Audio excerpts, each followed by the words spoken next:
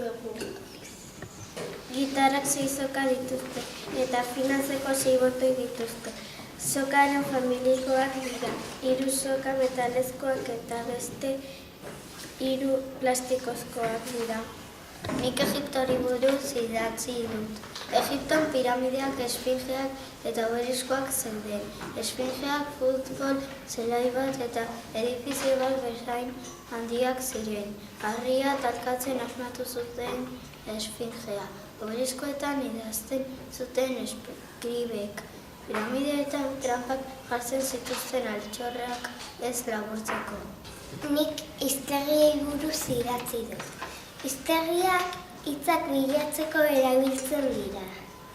Hiztegi asko daude hizkuntza guztietan. Guk euskara, gaztelania eta ingelesa erabiltzen dugu. Hiztegi marka asko daude, adibidez Eluriaslen eta beste asko. Ni Ratoneden eta Galgoen buruz idatzi dut. Ehizariek ehiza egiterakoan ratonedoak eta galgoak izaten dituzte.